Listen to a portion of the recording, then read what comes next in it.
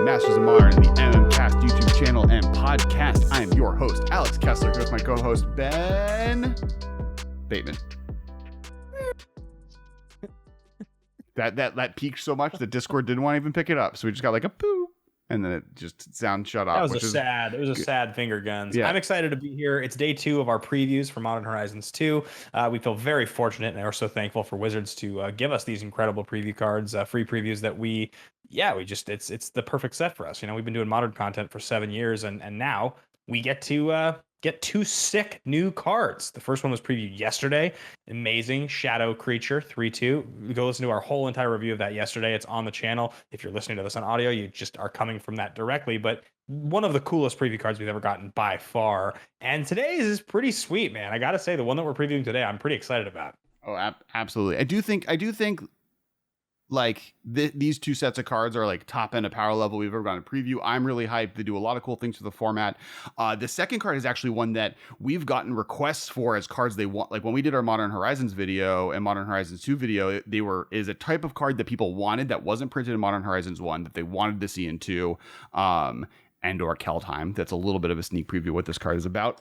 But didn't get printed, and now in Modern Horizons 2, we're officially previewing it. I'm super hyped. It also is my favorite type of card from Modern Horizons 1, which is taking faction mechanics. So stuff like any of the Guilds of Ravnica, like Convoke, or stuff from Khans of Tarkir, and allowing it to be another color. So like putting Delve in red is a good example, or putting Evolve from Simic on a black creature. So this is that kind of mechanic. It's playing in the space of this is a mechanic that other colors had blocked, and this is a different color than what was there before. So that's super hype. I'm excited.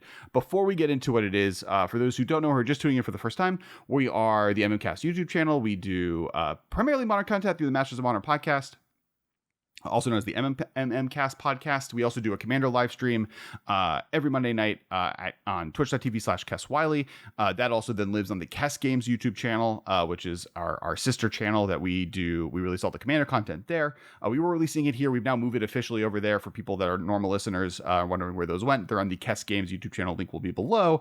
But thank you, Wizards, for giving us a chance to preview these cards. They're super awesome, and we always love doing it. It's why I got into content creation and started working really hard just to finally get preview cards, and it's super hyped. And this is Modern Horizons. This is the set. This is where, as one of the main Modern podcasts, this is our home. Modern Masters and Modern Horizon sets. It's where we shine. You get to be the people. So yeah, let's get to it, man. I know you have a giant printout of it there. Yeah, it looks good. What's the back of it? Is it like some sort of textured? It's foam core. Okay. We have an industrial size printer at the office. It's how we make all of this backer paper that's behind me, showing off all of the toys we make as a toy company, or the battle bosses thing for the game we are coming out with. But none of that. This is about Magic the Gathering. And the first thing I will say is that it is a sorcery. Okay, it's a sorcery. Different than a creature, like last time we did this game. Last time we had a creature that was 2 CMC, and it was a pretty specific mana cost. It was black. So fun fact, this is also 2 CMC and also black. So this is a double black sorcery. Us the heavy black devotion set. Yes. So we've got double black again. Yes, and this one has a reason to get all, Nykthos might be involved. This is an uncommon. Okay. So not a rare, an uncommon, but still that's, as we've talked before, rarity has nothing to do with power level. It has to do with limited and or where they want, value in the set. It is okay, so the next thing, it has overload for black. So that is the faction mechanic you were mentioning. Correct, because originally overload came from the Is It mechanic. Yes, it was only in blue-red. In the last time we visited Modern Horizons, or the land of Modern Horizons, I don't think it takes place on a specific plane. There was a white overload spell, I believe, added to the mix, and a green one. It was one white. Both of them, yes. There was Scale Up was the green one, which was an uncommon, and then the white one was I can't think of the name of it, but it was one white. It was an exile target creature, and you could overload. Yeah, it was one in a white, and it exiled a target creature, put a land in the play, or you can overload it. So it was pad the exile for 1 in a white, but you could overload it. And then the green one was scale up, which is a target creature gets base power 6/4. Both of them have seen a ton of play in Modern. I think this one will as well. So I don't believe there was a black one. So I believe this is the missing black overload card. But that's not the thing people were asking for that's back. The thing that the people were asking for was the rules text, and that is, and now the card art will show there between the two of us, destroy target land that is snow or could produce one a colorless, a generic mana. And for overload, as you mentioned, that means you can wreck somebody who's playing snow for 6. You can one-sided Armageddon their whole board if they're playing a bunch of snowlands. Yeah, you Savage. You can Armageddon one-sided snowlands. You can Armageddon one-sided Tron decks. Yeah, this is heavy Or against Tron. anything playing Thought Knot Seer. You can just top deck this on turn 6 and be like, sorry, all your lands are dead. You wanted a mono black way to destroy Tron decks? Here you go. Now, this card's really, really cool, right? It's like one of the more powerful. It's a reference to Sinkhole, right? That's classically the original mono black, destroy target land. And saw a ton of play in Pox. I played that in Pox decks for a long time. I remember one of my favorite like realizations that Magic isn't the best Christmas or birthday gift from parents is I asked my mom to get me 4X Sinkhole for my birthday. It was like my birthday present. I was trying to build Pox. It was the only card. It was expensive at the time that I didn't own. And she like responds like, "Oh, this is really expensive." I was like, "Oh yeah." It was, I think at the time they were $40. It was going to be like a $160 gift. I was like, "Oh, that's expensive." And she was like, "Yeah, it was like $600." And I was like, "Wait, what?" And it ends up, and I look it up, and she bought the Judge promo Sinkhole where there were exactly only 4 copies available on channelfireball.com because she thought I wanted Sinkhole X4, not 4 times 4 copies of the cheapest Sinkhole she could get. So that's my. Did she actually get you? She actually got you 4 of the Judge. She was like, I'm just gonna get this really nice gift, and she got it for you. She didn't get 4 of them. She thought the Sinkhole X4 was the full title of the card. So the fact that Channel Fireball only had 4 copies in stock of the Judge promo is the reason she got so that she got one. You one of them. She got you one of them. Well, no, luckily we got there before we were able to get the Channel Fireball, and they were kind and they let us do like just get 4 regular Sinkhles because it was an honest mistake. And I learned my lesson. I'm not asking for singles for my birthday. But this card right here is a reference to that. It's a reference to Sinkhole. It has the ability to just for 2 black destroy target land. There are a ton of colorless lands that see play in the format. It's a great little hate card, right? Like so many of the lands that see play, it kills any Inkmoth Nexus or any Nexus. It kills any of the Tron lands. It kills Ghost Quarter or other land hate cards, which I think is really interesting. I do think this is, and like there's decks that play. What's the gain life where you tap for 1? Go over the Burn Willows. It destroys. So there's definitely cool lands it gets rid of. There is, I think like this is much more of a sideboard card versus our other one, right? There's not enough decks that play. Imagine you would be able to main deck this card. I mean, I think you probably, this is just offhand projection, but I think you probably have somewhere in the 30% range, 30 to 40% of decks you probably would likely run across a colorless or snowland. I think Stoneblade and snow decks in general, even without Astrolabe, are still fairly common. Like they're still good decks. So I think you would just hit some basic snowlands. And I definitely think, as you mentioned, Grove, there are still Eldrazi decks, there are still Tron decks, there are still variants of all those decks. But you also are going to run across some 2-color decks that just are going to play fetches and shocks. Right. And just don't play colorless. And the problem is they've printed so many good lands over the last 10 years that are rare and non-basic outside of the just like normal ones. So like, for instance, any manland with Raging Ravine or Tar Pit or Colonnade, those don't produce colorless, right? They're actually just that good. They just are tapped creature lands. It does kill the filter lands, which do see some play. Obviously not a ton. It does kill all of the like Gavony Township, Loot House. But yeah, and then the other ones that I think it does obviously take out Pain lands. But I was going to say the mana that got added to Modern in the last couple of years that became very prominent that this doesn't get rid of are the Horizon lands. Yeah, you'll see decks play 1 of those, 2 of those sometimes, and because the whole nature of those cards. The restriction is that they don't give you colorless. You have to pay life if you want to get mana out of them. So I think I can't imagine more than 40% of games you'd run into a card that this would take out. But that's still not the worst. I just would probably make this as more of a metagame call if I was going to try to main deck it. Yeah, I don't think it would ever.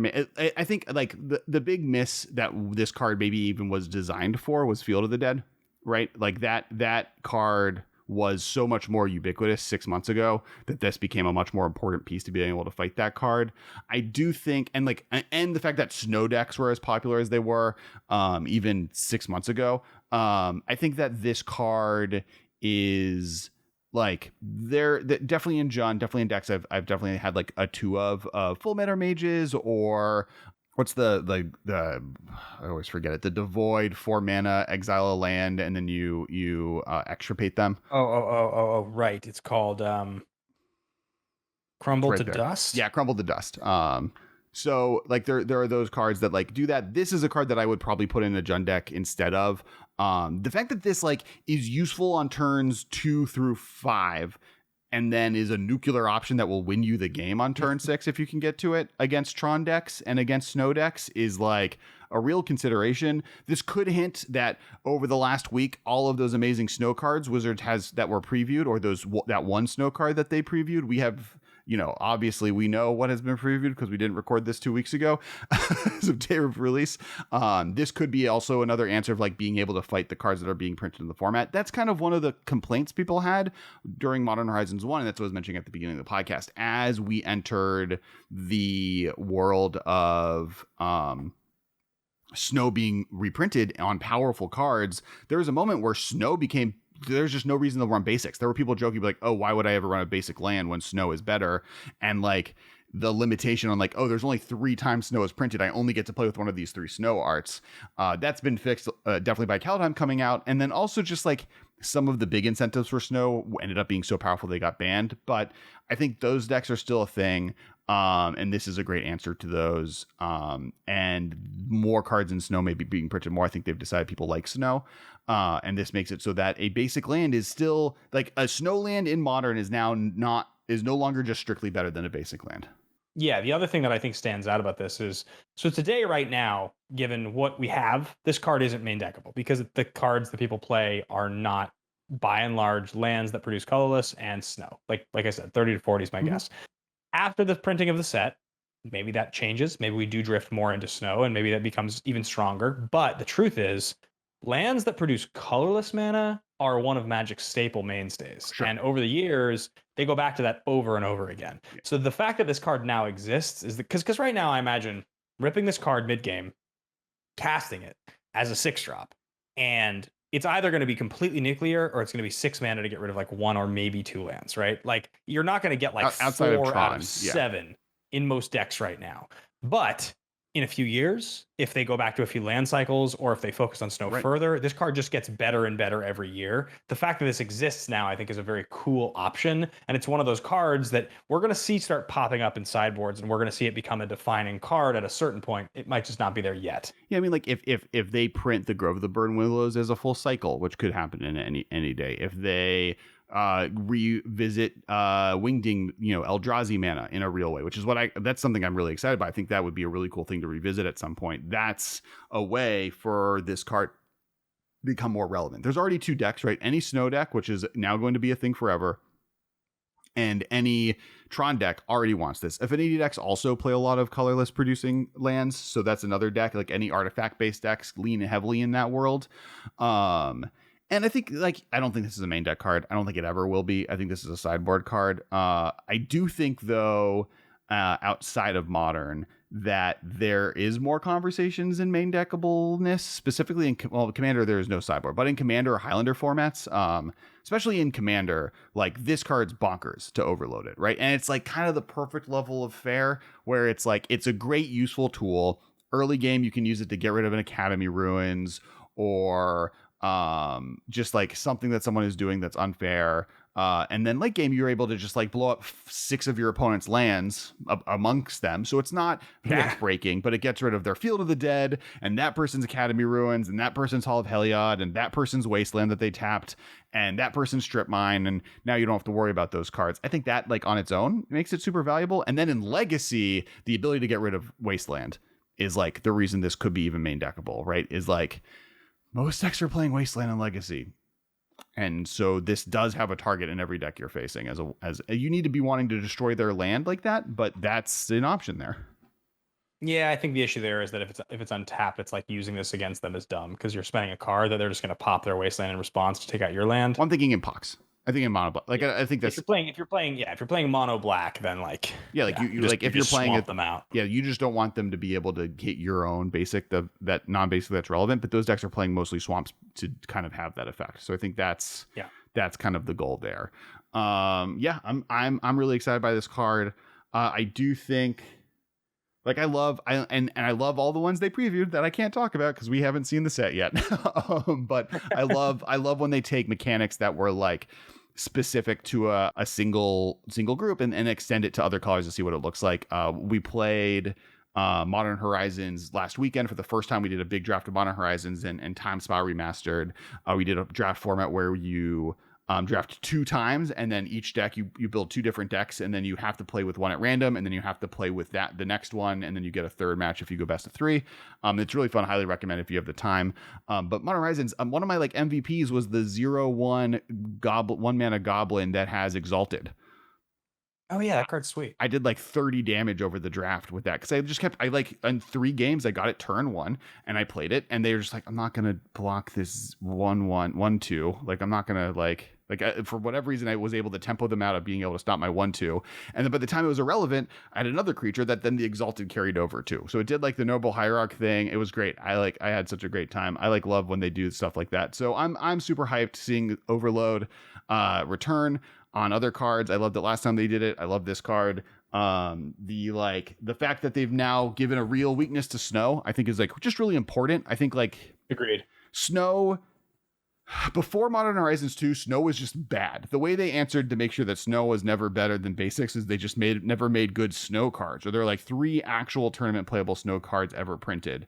Scrying Sheets, Skred, and that's Mouth it. of Ronom? Maybe. Did that see constructed play?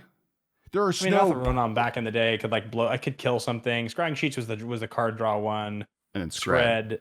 Because like there was cards that are Snow types have seen play, but they were not Snow themed. Like Dark Depths does not care that it's Snow. What's cool though is that this does kill Dark Depths.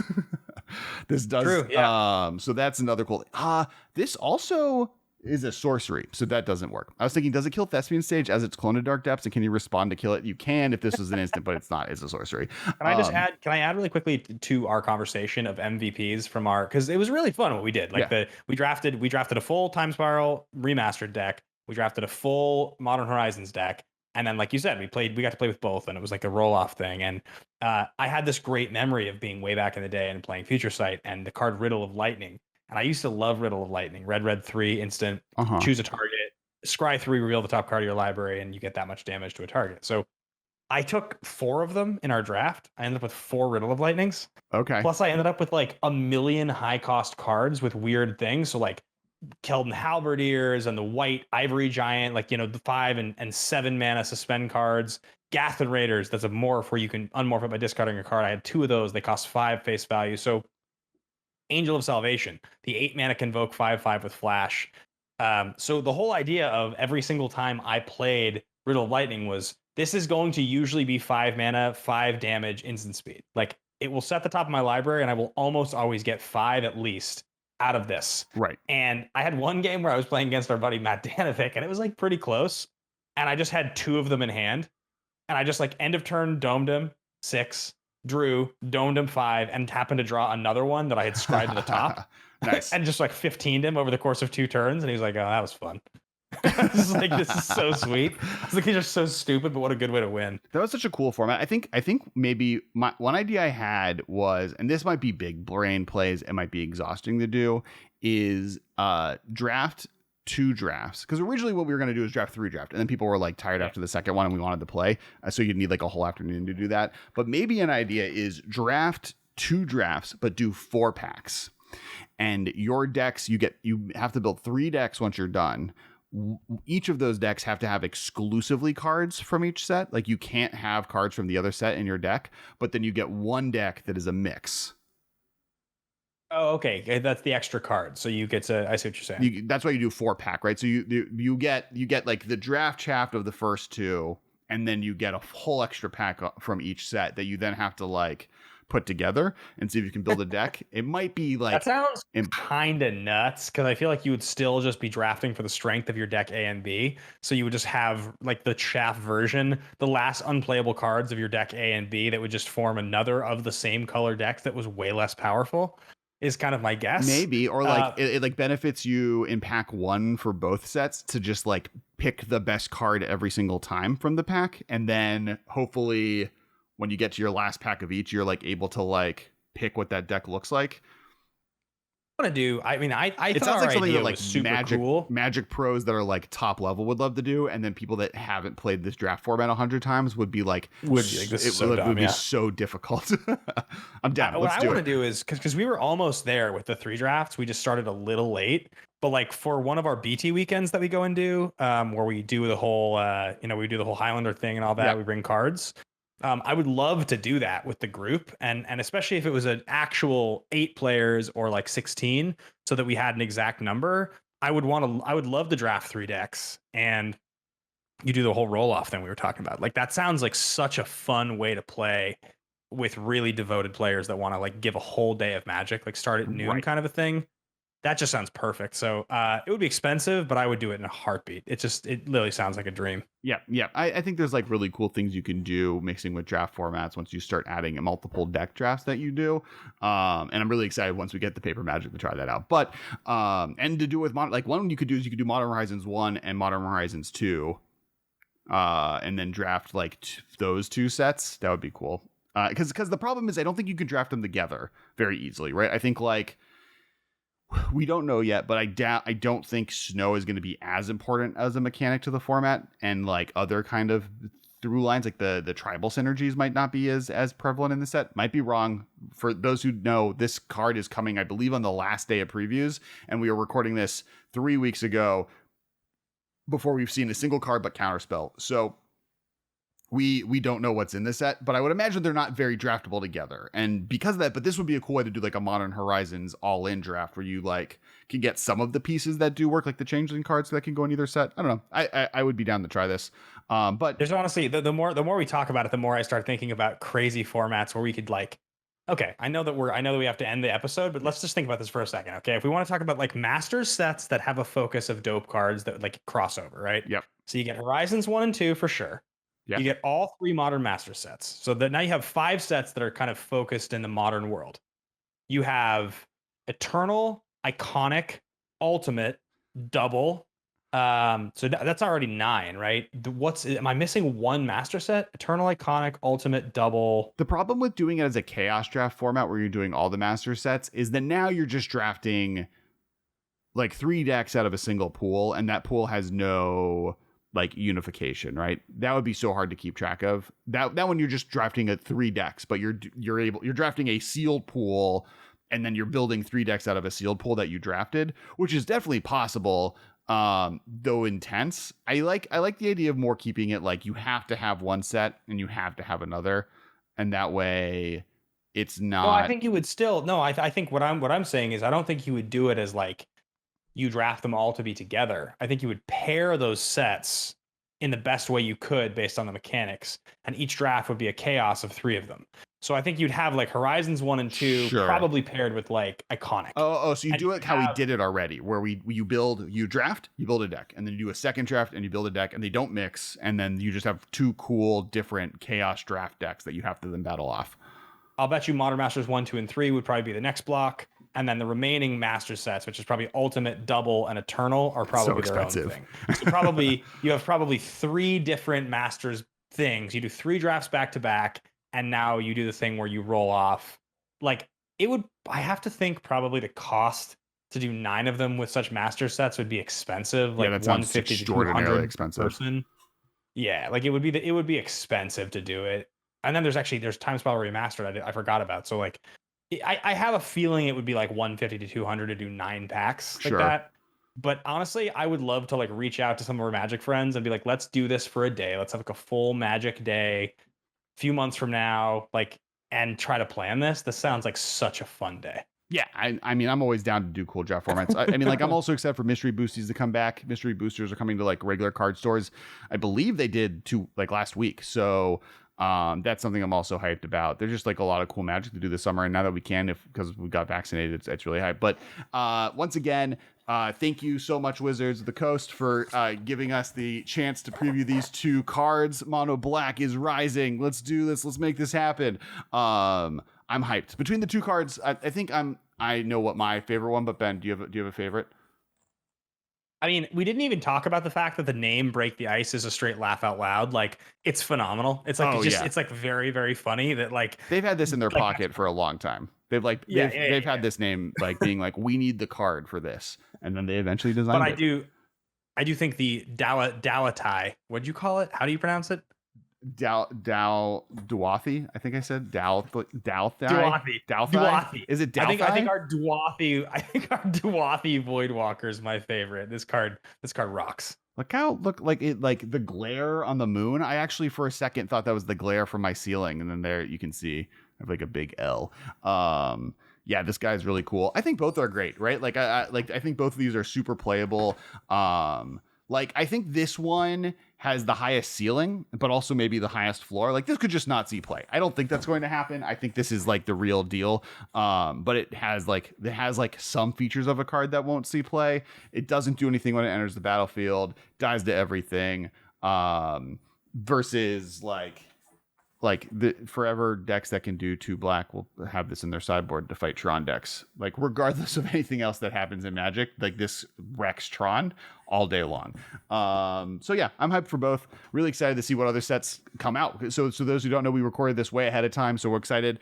If you missed yesterday, we also previewed the full art version of Duathi Voidwalker. There is no full art because it's an uncommon, but the rares do have the full art. That's on my TikTok at Kess Wiley. If you are a TikTok person, follow me there. And make sure to check out on Monday. We do a live Commander stream at Kess Wiley. Those are now getting posted on our Kess Games YouTube channel. So if you go to youtube.com/Kess Games, you can see the last 3 weeks or 4 weeks of Commander games there. Plus, I'll start re-uploading some of the stuff we've done in the past there as well. So make sure to check that out. That was really fun. And we're going to start posting our Commander content because we realized that we wanted this to be specifically focused on the MMMcast podcast. We're also consolidating it. So normally there'll be 1 video a week. So you know exactly where it comes out every Monday. And we're just so hyped to like get back to Modern and Paper Magic. It's been a year and we're back to the world. It's going to be great. All right, guys. Thanks for watching 2 episodes of preview content or listening to a full episode, obviously on audio. We will see you guys very soon. And thank you so much for listening and watching. Absolutely. This has been a production of Time Traveler Media, sending podcasts into the future.